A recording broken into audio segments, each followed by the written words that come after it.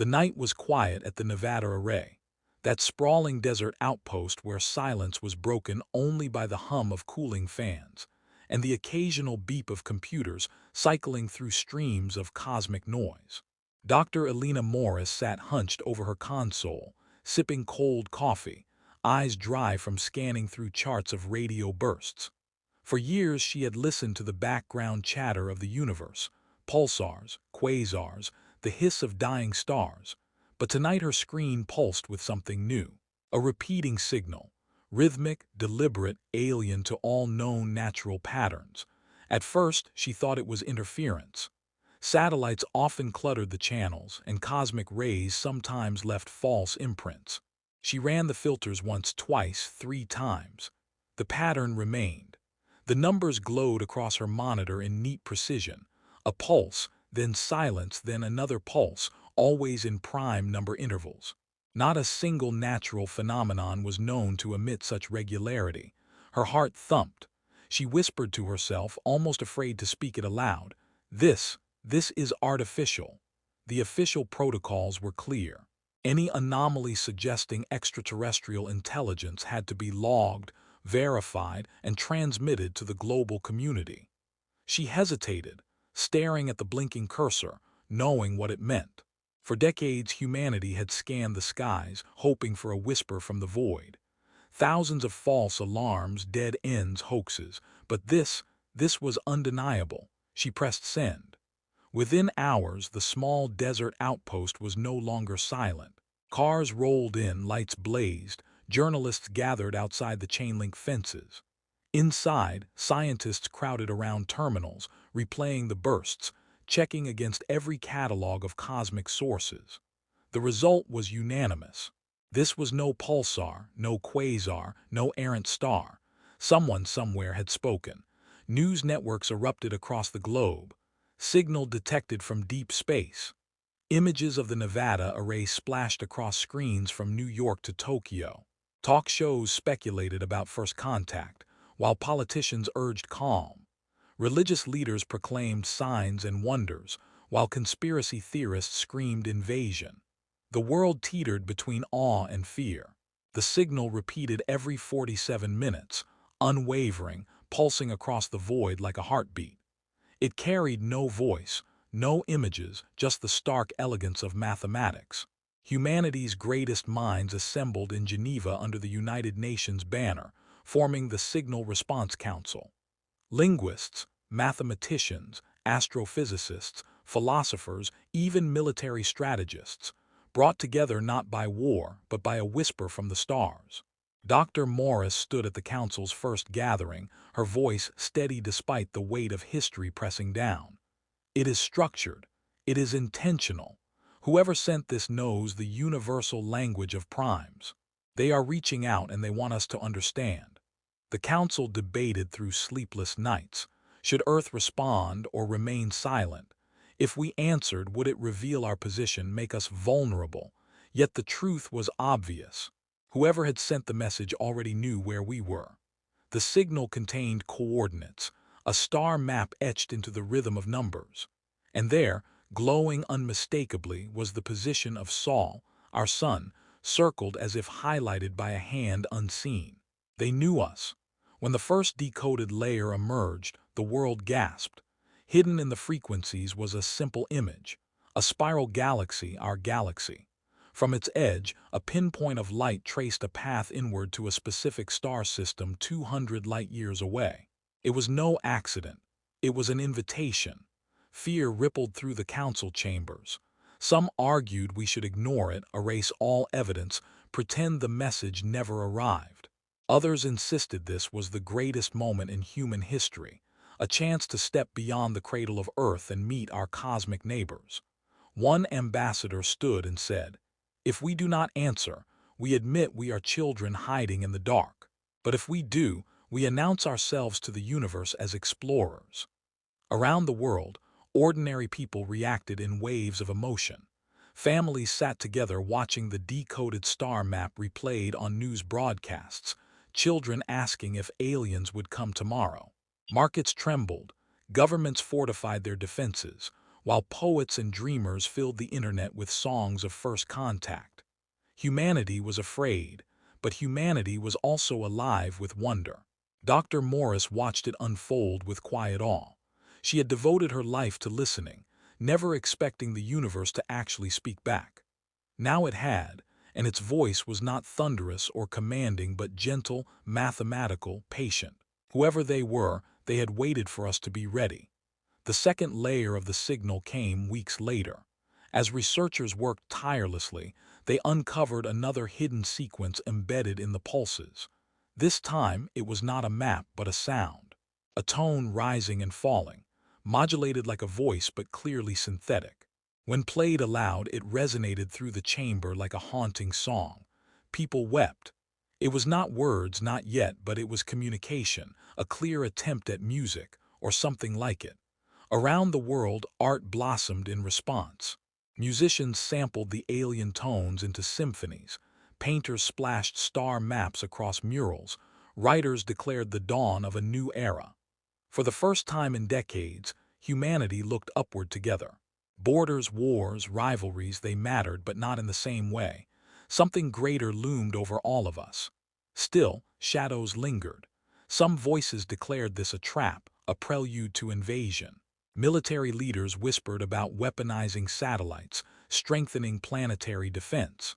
But others saw the signal for what it was, a test of courage. Did we dare to step into the unknown, or would we cower on our small blue world? The council voted after weeks of deliberation. By narrow margin, they chose to continue decoding, to prepare a reply, but only after every layer of the message was understood. Humanity would answer, but wisely. The next breakthrough came late one night, when a young linguist named Samuel Ortiz noticed a pattern buried in the pauses between bursts. At first it seemed random, but when plotted, it revealed a sequence of geometric shapes, triangles, circles, spirals. These were not decorations but instructions, a universal visual language.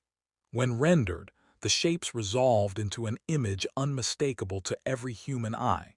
Two hands reaching across a void, not touching but almost. The chamber erupted with emotion. Some cried, others stood in stunned silence. The aliens were not sending threats or demands. They were sending welcome. The media exploded again. Images of the hands were plastered across every screen, every paper. Humanity had always told stories of gods reaching down, of strangers from the stars, of contact and destiny. Now the myth was real. Now someone out there had extended their hand, and it was up to us whether to take it. As the days turned into weeks, the message repeated, never altering, patient and steady as if waiting for a reply.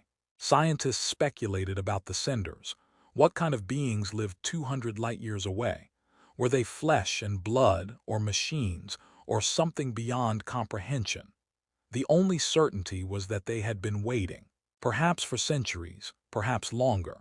In the streets, people gathered nightly to look up at the sky. Children asked which star the signal came from. Astronomers pointed with laser beams at the distant patch of darkness where their world lay hidden. For the first time in human history, the night sky felt less lonely. Then came the words. It began with a sudden shift in the signal, a variation unseen before. The pulses elongated, slowed, then sped up again, forming patterns that mimicked speech. When translated through the geometric code, they formed symbols that resembled letters. At first they meant nothing, but slowly, painstakingly, the symbols aligned into simple phrases. The first complete translation appeared one dawn morning, displayed on a monitor in Geneva. 3 words. "We know you." The room went silent. The words hung in the air like thunder. They had spoken to us directly, unmistakably. Not numbers, not maps, not songs. Words. And not words of conquest or command, but recognition. "We know you." The reaction was immediate. Across the globe, people flooded the streets in celebration and fear. Churches filled with worshippers, governments scrambled for control, philosophers debated late into the night. For the first time, humanity had proof that it was not alone, and that whoever was out there knew us. The council debated endlessly what the phrase meant. Did they know our biology, our planet, our culture? Had they been watching us? Some feared surveillance, others spoke of guardianship. But one thing was clear: the message was not hostile. It was acknowledgement. We were no longer invisible. Dr. Morris sat quietly in her office as the sun rose, staring at those 3 words printed across her screen. She felt both exhilarated and afraid. All her life she had wondered if humanity was special, or just another accident of biology adrift in a cold universe. And now, with 3 simple words, that question burned brighter than ever. If they knew us, truly knew us, what did that mean for who we were? When the next phrase was decoded, weeks later, the weight grew heavier still. 4 more words, strung together with the same geometric alphabet. The final translation shook every soul who read it. "We have been waiting." The council chamber erupted. Some called it a threat, others a promise, but to many it was a revelation. For centuries, humanity had reached out with radio waves, songs, probes, golden records sent sailing into the dark. For centuries, silence had answered. Now, finally, someone had replied. And not only replied, they had expected us. They had been waiting. Across the world, people wept, prayed, celebrated. Humanity had always looked to the heavens and wondered if someone might be out there. Now the heavens had looked back and whispered, "Yes." And beneath the awe, beneath the fear, a truth stirred in the hearts of billions. If they had been waiting, then maybe, just maybe, humanity was destined for something greater than it had ever dared to dream. The world did not return to silence after the last translation. If anything, the storm grew louder. Those words, "We have been waiting," were not the end of a message but the opening of a door. Humanity had to decide whether to step through or shut it forever. In Geneva, the Signal Response Council convened daily, its members looking increasingly exhausted, each day's debates dragging deep into the night. The message was clear. The senders had been aware of us, had watched from a distance, had expected us to eventually rise. Now that the moment had come, Earth had to decide how it would answer. Dr. Elena Morris, whose life had become inseparable from the signal, found herself caught between awe and dread. She had imagined this moment 1,000 times, yet never once had she pictured the crushing responsibility it carried. Every possibility had to be weighed. If humanity replied, what should it say? Gratitude, curiosity, defiance. Would a wrong word trigger disaster? Yet silence too seemed unacceptable. After all, if they had been waiting, then not answering would be an insult, a rejection of the very destiny implied in those haunting words. The council assembled experts from every discipline.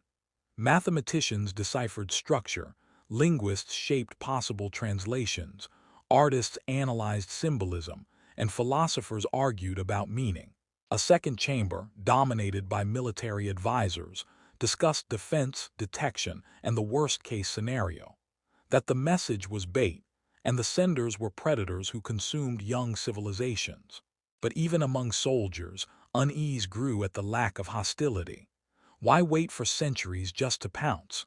Predators did not compose music or paint star maps across the void. Weeks passed, and new layers of the signal unfurled like petals. The deeper humanity dug, the more it seemed like a library had been hidden inside the frequencies. Sequences resembling chemical notations, snippets of energy equations, sketches of machines unlike anything in Earth's patents. Most were fragments, incomplete, as though designed to tantalize rather than overwhelm. Among the fragments were warnings. They appeared as geometric symbols with universal meaning: flames, broken circles, downward spirals. Linguists debated their intent, but one message became clear: not all who sought the stars were friends. That revelation sobered the world. If the senders knew of hostile forces beyond, it explained their patience. They might not be offering charity but guidance, preparing humanity for challenges to come. Fear returned to public consciousness, but this time it did not paralyze. It galvanized. Across continents, nations poured resources into space programs, technology, and defense. For the first time in decades, cooperation eclipsed rivalry. Humanity had a common horizon, and the thought of being unprepared was more frightening than the thought of contact itself. In crowded laboratories, brilliant minds worked tirelessly. Teams attempted to reconstruct the alien machines from fragments, though most designs defied earthly logic. One sketch resembled a structure bending light itself, another depicted energy flowing endlessly between twin cores. If authentic, the knowledge inside the signal could change everything. Clean power, medical breakthroughs, perhaps even travel to the stars. But it was incomplete, as if the senders had dangled the keys without showing the door. Debates raged. Some argued to exploit the fragments, to weaponize them before anyone else could. Others demanded patience, warning that misusing such knowledge could doom us before any alien ever arrived. Alina Morris watched these arguments with a sense of dread and pride intertwined. The HFY spirit, though unspoken, was everywhere. The unyielding human determination to rise on its own terms, not as servants or scavengers but as equals. Then came the turning point. A hidden section of the signal, long overlooked, revealed itself not through math or chemistry but through art. When decoded, it displayed an ocean world, light shimmering across waters that seemed endless, cities of crystalline towers rising like coral reefs sculpted by gods. The alien homeworld. For hours, the council sat speechless as the images flickered across massive screens. The colors were unlike any natural palette on Earth, but the shapes, the symmetry, the unmistakable signs of intelligence, none could be denied. Humanity was looking at another civilization's home, and they had chosen to share it. The images carried no threats, no boasts, just the quiet pride of existence. The aliens wanted us to know them, to see that they too had built and dreamed. There were no depictions of weapons, no symbols of conquest, only flowing energy lines connecting towers, networks of light across continents, and endless seas unbroken by scars of war. Humanity studied the images like scripture. Were they meant as inspiration or warning? Did the senders show us paradise because it was who they were, or because they wanted us to understand what we might become, or what we might lose? The debate raged hotter than ever. Some council members accused the senders of manipulation, a carefully staged performance to lure humanity into trust. Others countered that deception on this scale would be absurd. The signal was 200 years old by the time it arrived. The beings who had sent it might not even be alive now. What we saw was not their present but their past, a gift of identity across the gulf of time. In the streets, opinion split. To many, the images were proof that peace was possible, that civilizations could rise without devouring themselves. To others, they were lies designed to make us complacent. Yet in both camps, one conviction grew. Humanity had to reply. The tipping point came in a small room where exhausted council members stared at the words scrawled on a whiteboard. "We know you. We have been waiting." One philosopher rose and said, "The only way to answer waiting is with acknowledgement. To remain silent is to deny who we are." After weeks of agonizing, the council voted again. This time the margin was not narrow.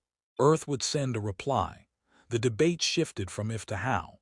The signal had spoken through math, art, music, and simple words. Humanity would do the same. For months, the greatest collaborative project in history took shape. Mathematicians constructed sequences of primes to confirm comprehension. Linguists devised a symbolic alphabet rooted in geometry, echoing what had been received. Musicians wove human songs into digital frequencies, hoping to mirror the alien tones. Images of Earth were encoded: oceans, forests, cities, human faces. Not propaganda, not deception, but honesty. If they had shown us who they were, humanity would do the same. Alina Morris oversaw much of the work. She insisted that the message include not only our triumphs but our struggles.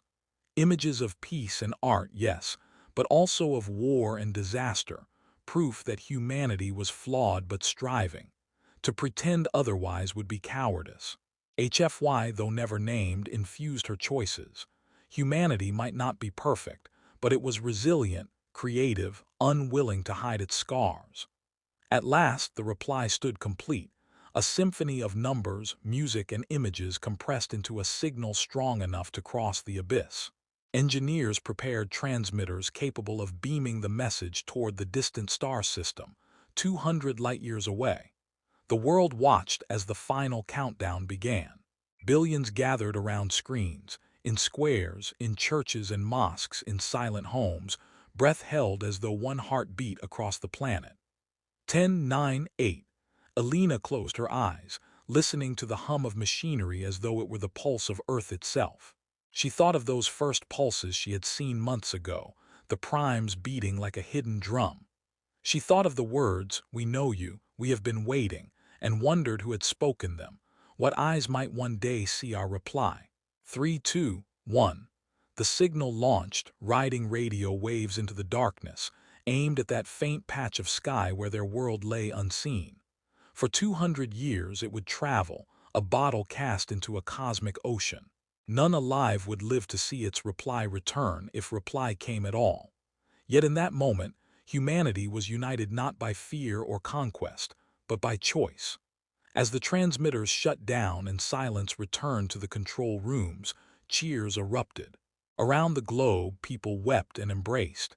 Humanity had spoken back, not as isolated nations but as one voice. For the first time, we were not only listeners, we were participants.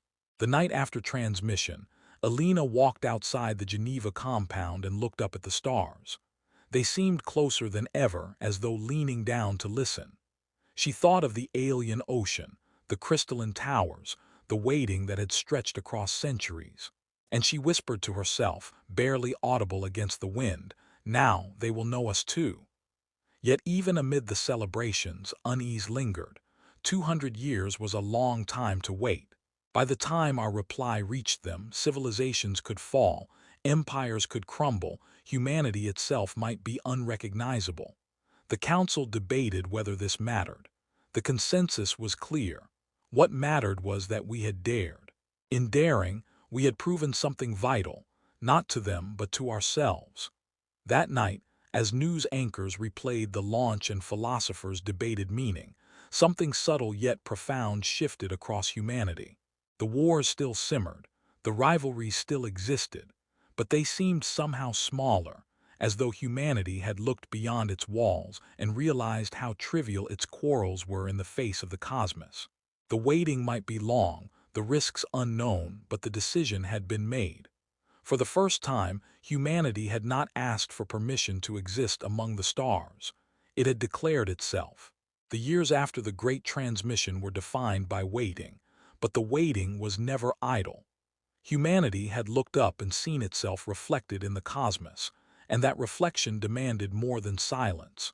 The reply would take centuries to cross the void.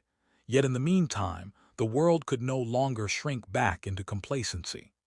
Nations that had once bickered over borders found themselves investing instead in telescopes, spaceports, and laboratories. Children grew up memorizing the phrase, "We have been waiting," their textbooks filled with images of the alien ocean and crystalline towers. Generations began to see themselves not merely as citizens of a nation, but as members of a species that had dared to speak across the stars. The transformation was gradual but undeniable. Space programs that had been underfunded and neglected surged with support. New technologies emerged from attempts to decipher the fragments hidden in the alien signal, some successful, many not. Advances in medicine, materials science, and energy efficiency spread quickly, accelerating the march of progress. The possibility of other watchers, hostile or friendly, lingered in the background, a constant reminder that Earth's survival depended on strength as much as curiosity. Humanity had spoken back, and now it had to be worthy of its own words. For decades, the signal's memory lived on like an ember, and though time dulled the initial frenzy, it never extinguished the flame. Scientists pointed radio telescopes toward the alien star system, listening with patient hope, even knowing that centuries would pass before any answer could arrive. People joked about inheriting the sky for their descendants, but beneath the humor was pride. We had done it, and one day someone would hear us. It was in the midst of this long wait that the impossible happened. One quiet night, nearly a generation after the first detection, the arrays lit up again. At first, the astronomers dismissed it as background noise, but the pattern became clear within hours.